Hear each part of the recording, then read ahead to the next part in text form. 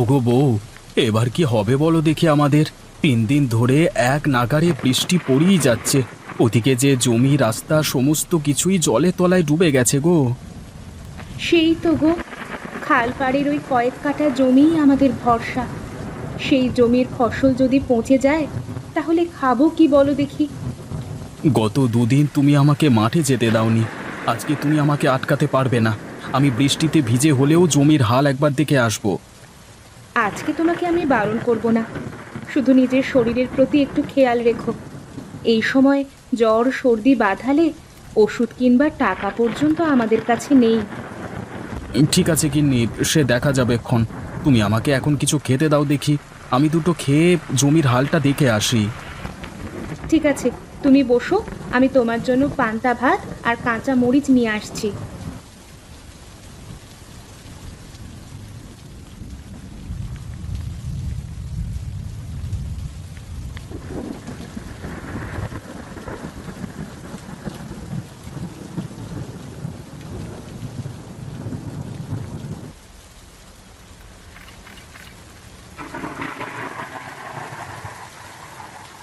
ঠিক আছে গিন্নি, তুমি বাড়িতে থাকো, আমি চট করে একবার মাঠ থেকে ঘুরে আসি। সাবধানে যেও, যা জল বেড়েছে তাতে সাপ খোপ জলের ওপর ঘুরে বেড়ানো আশ্চর্য কিছু নয়। বেশ বেশ, সে তুমি নিশ্চিন্তে থাকো।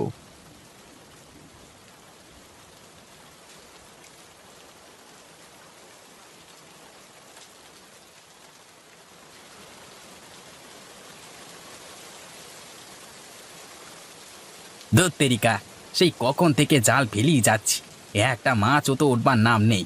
10-12টা মাছ উঠলে লোকের ঘরে গিয়ে বিক্রি করে কিছু টাকা পয়সা কামিয়ে নিতাম, কিন্তু কই, মাছের তো দেখা পাচ্ছি না। ধ্যাৎ তেরি।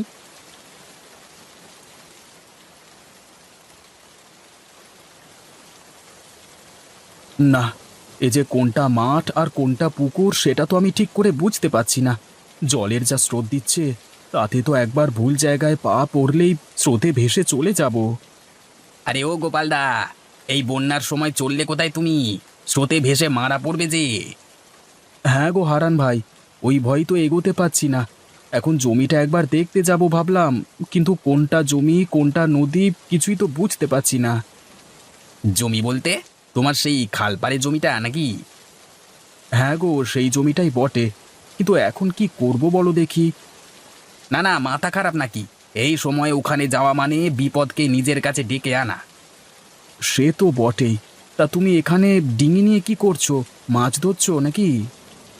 হ্যাঁ, মাছ ধরতেই তো এসেছিলাম, কিন্তু দুর্ভাগ্য, জানি না কেন একটা মাছও উঠলো না। মাছগুলো সব গেল কোথায় কে জানে। আচ্ছা হারান ভাই, তুমি যখন মাছ পাওনি, তাহলে তোমার ডিঙিতে করে একবার আমার জমিটাতে ঘুরে আসা যায় না? হ্যাঁ, সেটা হতে পারে। এখানে তো শুধু শুধু সময় নষ্ট করে লাভ নেই, তোমাকে নিয়ে গেলে বরং তোমার উপকার হবে। আচ্ছা এসো এসো, ডিঙিতে উঠে এসো।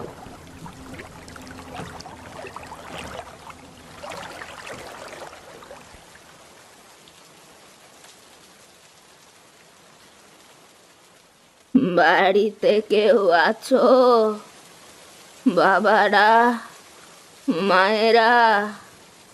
বাড়িতে কেউ আছো কি?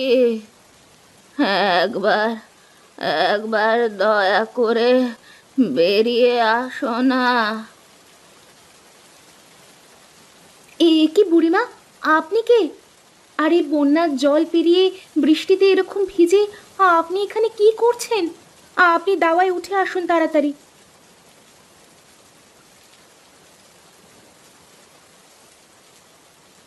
হ্যাঁ বুড়িমা, এবার বলুন তো, আপনি এই বৃষ্টির সময় ভিজে ভিজে অসুস্থ শরীরে এদিক ওদিক ঘুরে বেড়াচ্ছিলেন কেন? মারে, আমার পরিচয় জেনে কি হবে?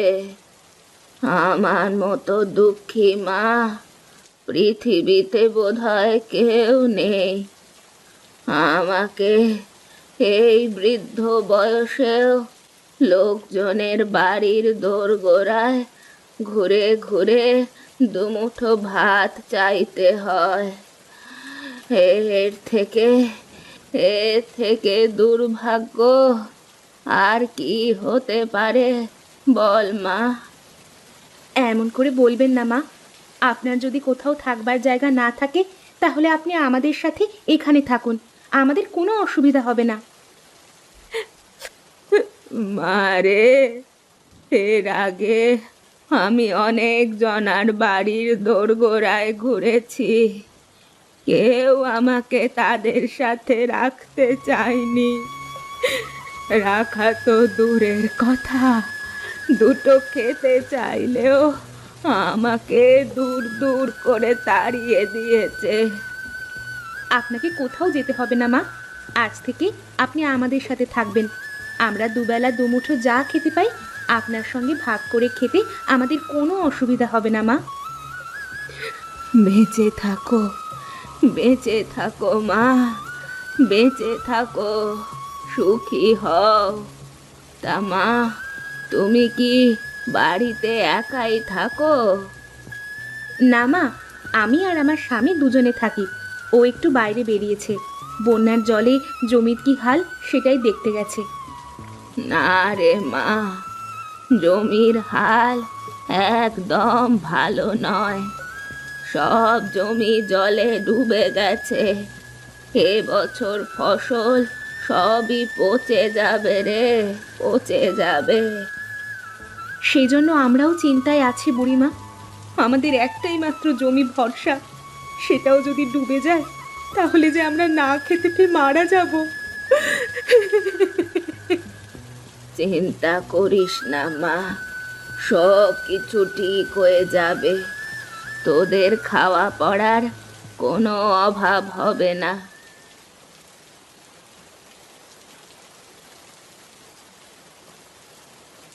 গিন্নি, আরে ও গিন্নি, কোথায় গো তুমি? এ কি গিন্নি, এই বুড়িমাকে? তুমি বাড়ি থেকে যাওয়ার পর উনি বৃষ্টিতে ভিজে ভিজে আমাদের বাড়িতে এসে পৌঁছেছিলেন। ওনার যাবার কোনো জায়গা নেই, তাই উনি আজ থেকে আমাদের সাথেই থাকবেন।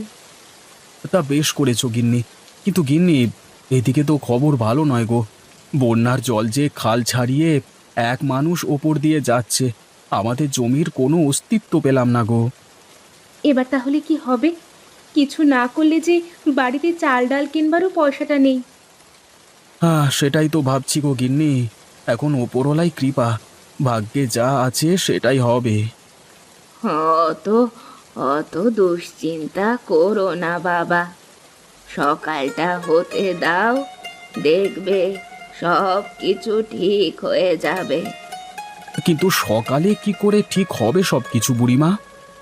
তুমি শুধু ওপরওয়ালার ওপর বিশ্বাস রাখো, দেখবে উনি সব কিছু ঠিক করে দেবে।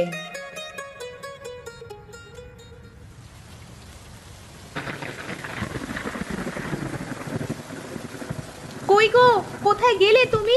একবার তাড়াতাড়ি বাইরে এসে দেখে যাও, কি যে আশ্চর্য কাণ্ড গো। আরে কি হলো গিন্নি, তুমি সকালবেলায় এরকম চিৎকার চেঁচামেচি করছো কেন? কি দেখে এত চেঁচাচ্ছ? হ্যাঁ, ওগো তুমি একবার সামনে উঠোনে তাকিয়ে দেখো না, দেখবে তুমিও চিৎকার করতে শুরু করে দেবে। কই দেখি। এ কি গো গিন্নি, এ যে তাজ্জব ব্যাপার, বানের জলে এত মাছ ভেসে এলো কোথা থেকে? ওগো যেখান থেকেই আসুক, এ নিশ্চয়ই ওপরওয়ালা আমাদের জন্য পুরস্কার হিসেবে পাঠিয়েছেন। তুমি দাঁড়াও, আমি ঝুড়ি নিয়ে এসে মাছগুলোকে তুলে নিই।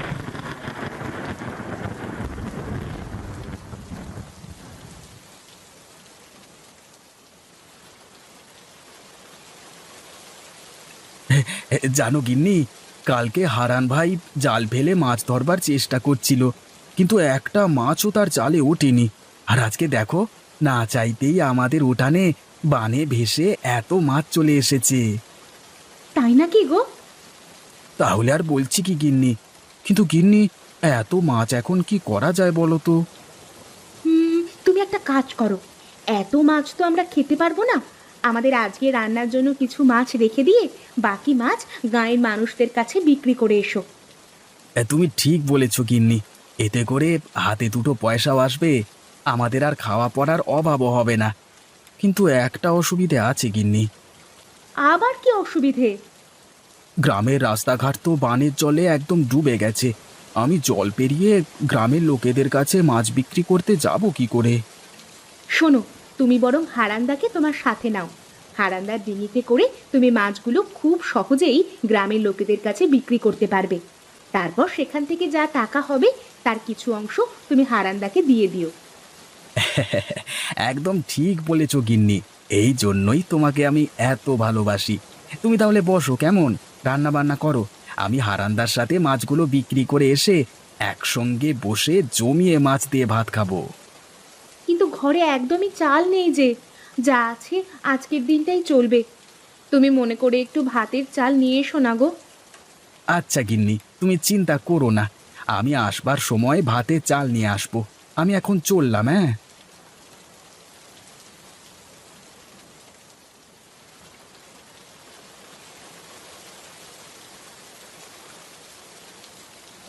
এ কি গো গোপাল ভাই, তুমি এত মাছ কোথায় পেলে? আমি তো সকাল থেকে আজ একটা মাছও পাইনি। আরে হারান্দা, বানের জলে ভেসে আমাদের উঠানে এসে জমা হয়েছিল মাছগুলো। বলো কি? এ যে তাজ্জব ব্যাপার। তা এত মাছ নিয়ে তুমি এখন করবেটা কি? এই মাছ এখন তুমি আর আমি মিলে গ্রামের বাকি মানুষদের ঘরে গিয়ে বিক্রি করব। তারপর যে টাকাটা আসবে সেটা আমরা দুজনে ভাগ করে নেব।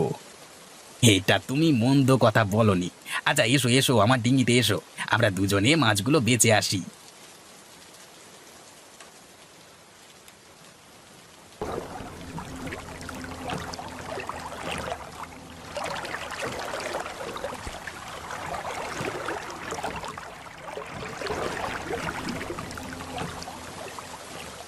আরে তোমরা দুজন এখন এখানে, কি ব্যাপার? মোড়ল মশাই, মাছ লাগবে? আমরা মাছ বিক্রি করতে এসেছি।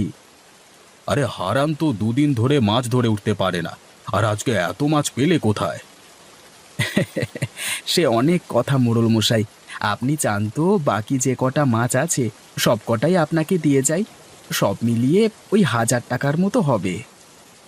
আচ্ছা বেশ, তাই দাও। এই নাও গোপাল, তোমার 1000 টাকা। আবার মাছ পেলে আমাকে কিন্তু অবশ্যই দিয়ে যেও, হ্যাঁ। আচ্ছা মোড়ল মশাই, অবশ্যই দিয়ে যাব।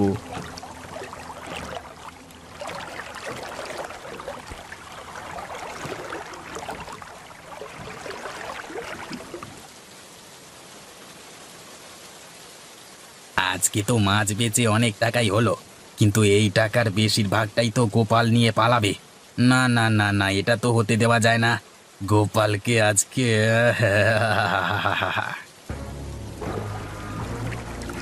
এ কি হারান্দা, তুমি কি করছো আমার সাথে?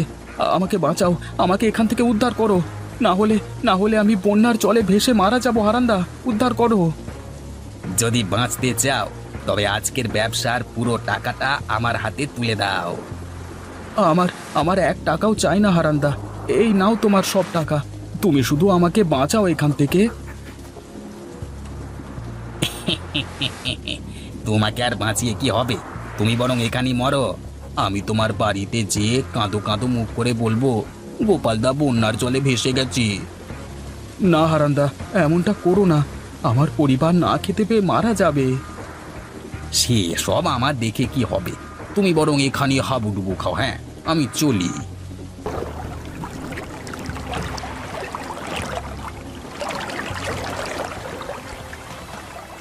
উড়ি বাবা, উড়ি বাবা, এত মাছ হঠাৎ কোথা থেকে এসে আমাকে আক্রমণ করলো? আমাকে আমাকে বাঁচাও, আমাকে কেউ বাঁচাও। গোপালদা, গোপালদা, দয়া করে আমাকে এখান থেকে বাঁচাও। গোপালদা বাঁচাও, গোপালদা বাঁচাও। আমি তোমাকে বাঁচাবার কে বলো? একটু আগেই তুমি আমার জীবন নিতে চেয়েছিলে। এখন শাস্তি স্বরূপ বানের জলে ভেসে আসা মাছেরা তোমাকে জলে ফেলে দিয়েছে। এতে আমি কি করতে পারি বলো? তুমি এখানে হাবুডুবু খাও, আমি বরং বাড়ি যাই।